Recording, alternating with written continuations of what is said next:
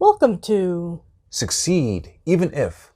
I'm Tom Marcoux. And I'm Johanna McLeod. Our topic today is why trust will make you strong during the coronavirus crisis.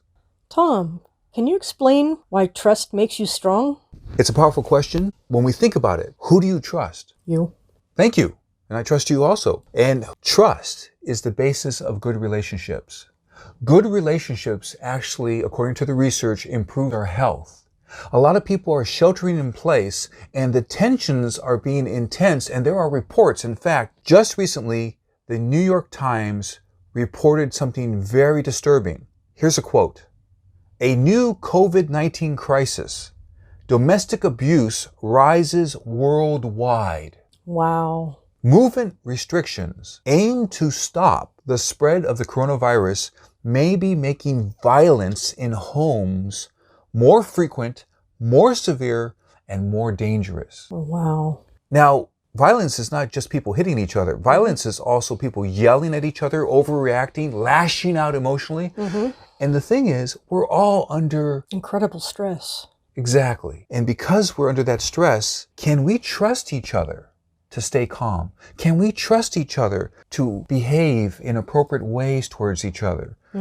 Can family members actually rise up and support each other and not take their irritation or upsets upon each other?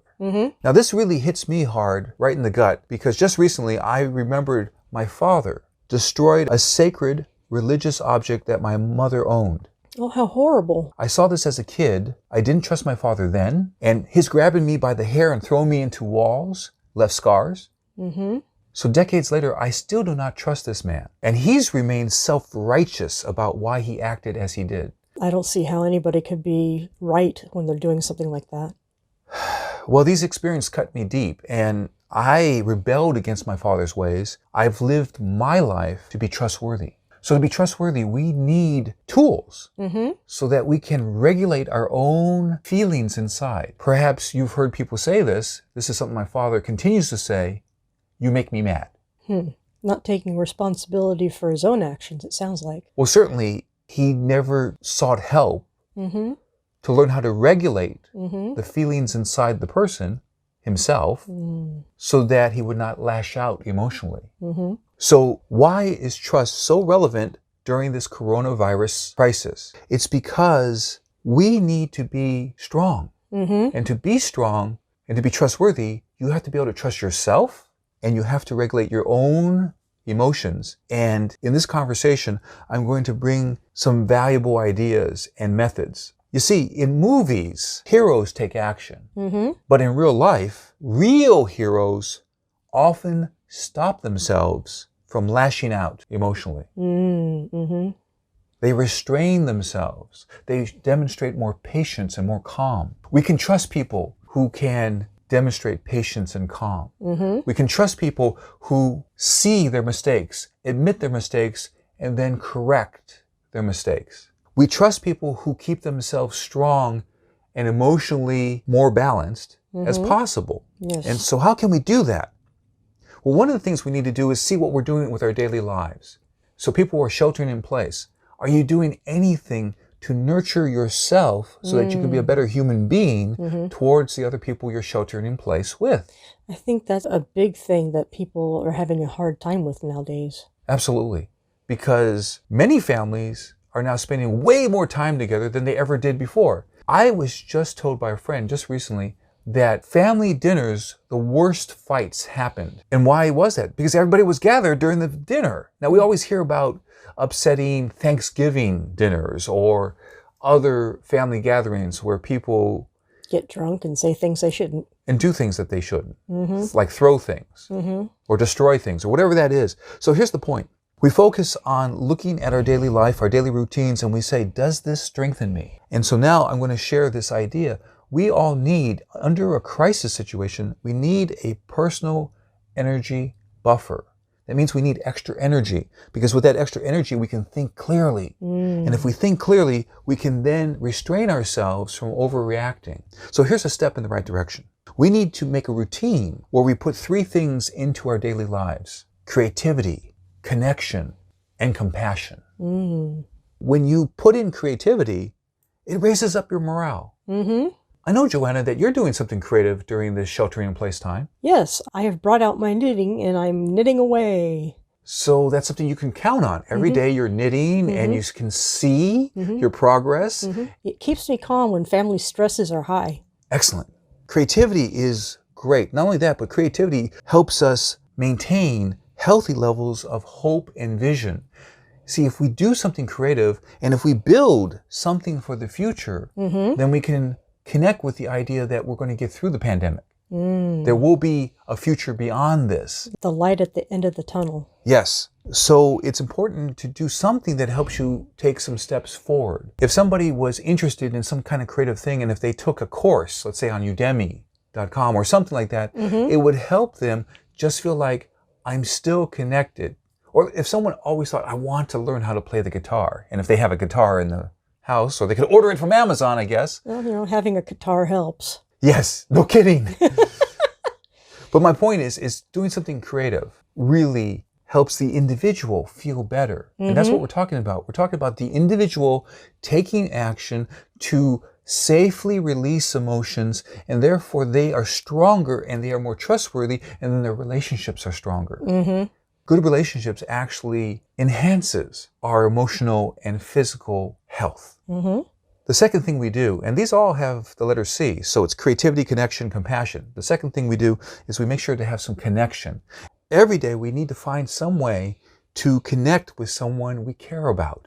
And also it's valuable to know in your circle who are the uplifting people. Johanna, you're an uplifting person. I appreciate you. Oh, well, thank you.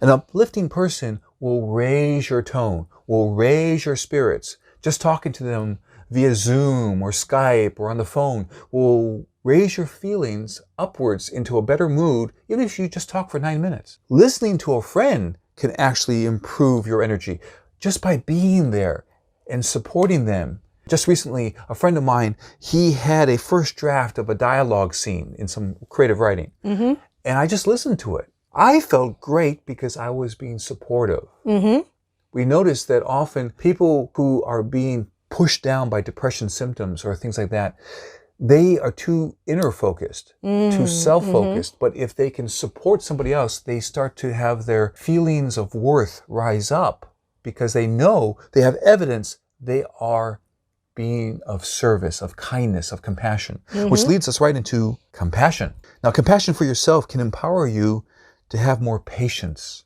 Additionally, compassion for others is a great foundation for creating good relationships. And now, here's an example. Someone I know, David, he's a friend of mine, he found himself getting irritable with family members. So one night, while everyone was asleep, he saw a film called About Time. This is a 2013 feature film directed and written by Richard Curtis. Now, he told me that he saw the movie, he laughed and he cried. And he said it was a good cry.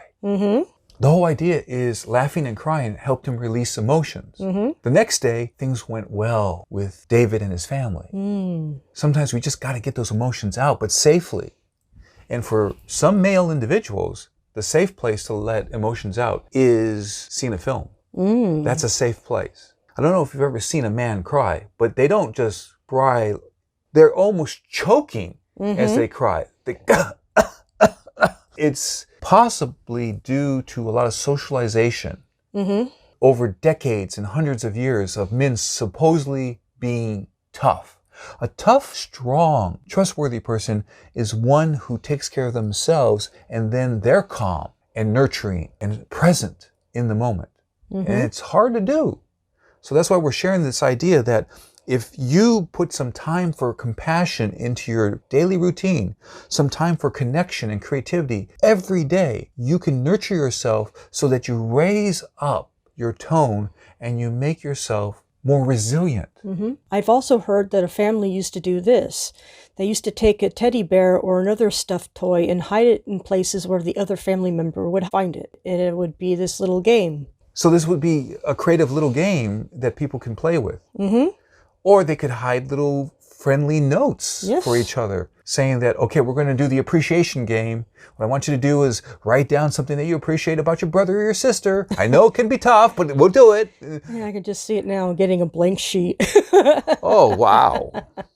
And then the parent says, try again.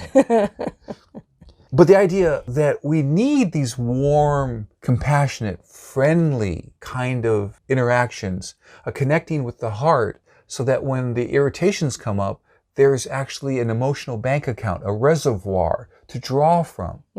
So to bring this all together, we've been talking about why trust will make you strong during the coronavirus crisis. And the idea here is that trust is built from when the individual can trust herself or himself to stay calm and have more patience. And the way to do that is to be active about how you nurture yourself every day.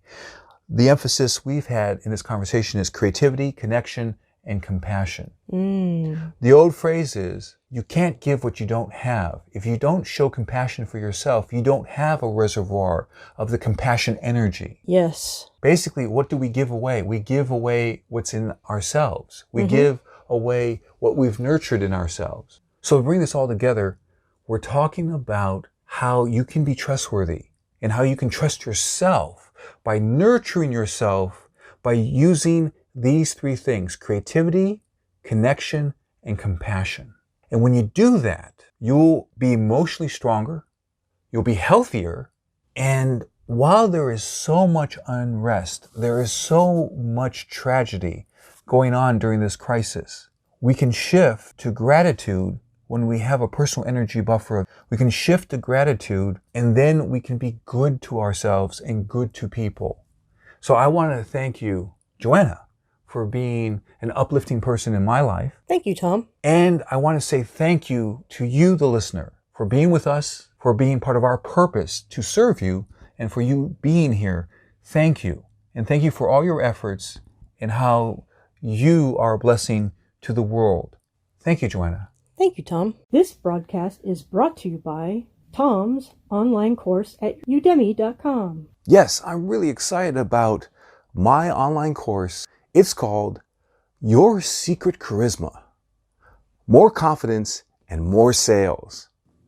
My other courses include Success Secrets, Confidence and Skills to Handle Toxic People.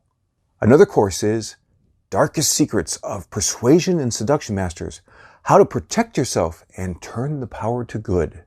And another course is Darkest Secrets of Film Directing.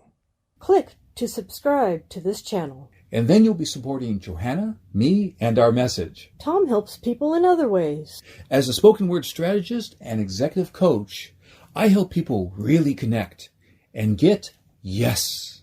I help them with their speeches, pitches, video marketing, and networking.